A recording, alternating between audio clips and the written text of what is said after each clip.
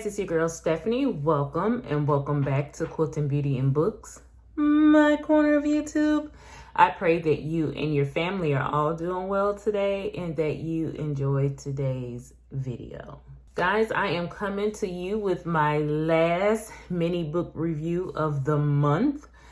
This review is on the book Stars of Alabama by Sean Dietrich. Guys, if you don't know, I do, once I read a book, I'll wait to do the review the next day or after because I have to sit and think about the book. That's what most books, some of them I can just rattle off. This one I had to sit and wait because I really did enjoy the book. I want to make sure that is clear from the beginning. It's one of these books, and what I did, now I did listen to this on Scribd audiobook as well because I knew it was a Southern book and I just had to get that Southern feel, and I knew I could only do that with the audiobook, and I am so glad I did. Listening to, and it's narrated by the author, Sean. I'm telling you guys, he did a magnificent job. And hearing it from his perspective, his, how he read it and how he wrote it, it just made the experience that much greater. This book tells of different people's points of view and how they will all eventually come together at, during the middle and end of the book. The first one is Marigold. She is, I think she's about like a 15-year-old girl who found herself pregnant and getting kicked out of her home, out living and trying to survive with her and this newborn baby. She find herself stealing from a store and end up getting caught and end up going to jail for a night or whatever, and of course not letting them know that she had a baby that was out in the woods somewhere needing help, and they probably weren't gonna believe it no way.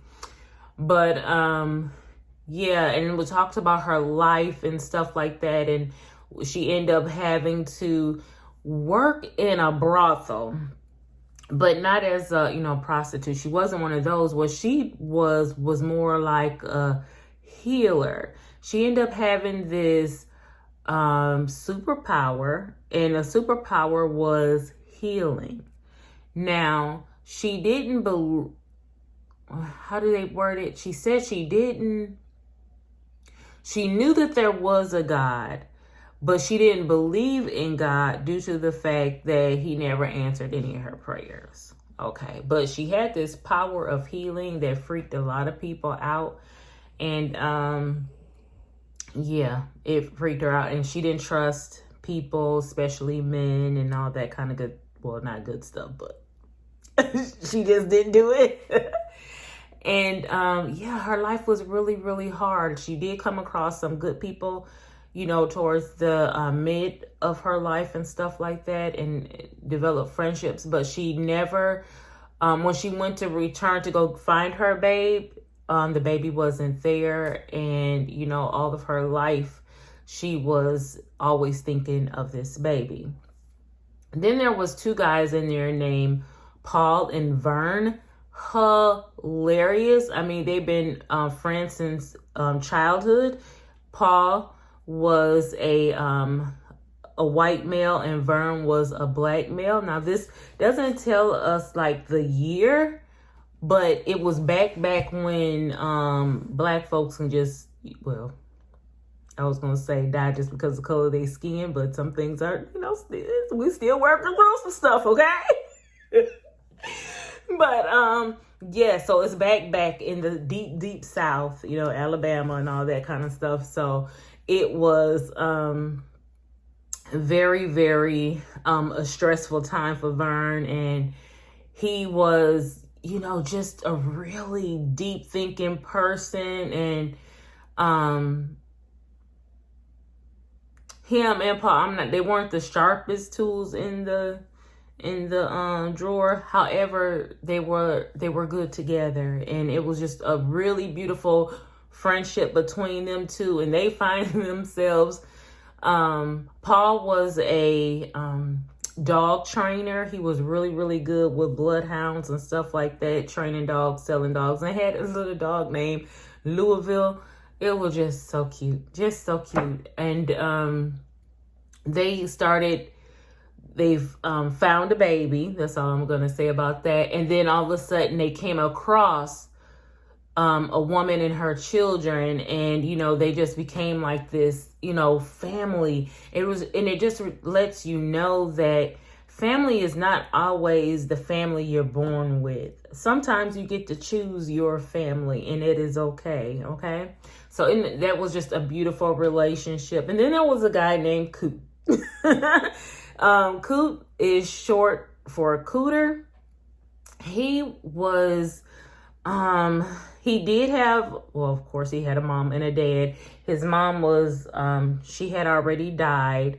And the father, or he didn't know that he was his father, was a fire and brimstone preacher, but a phony, okay?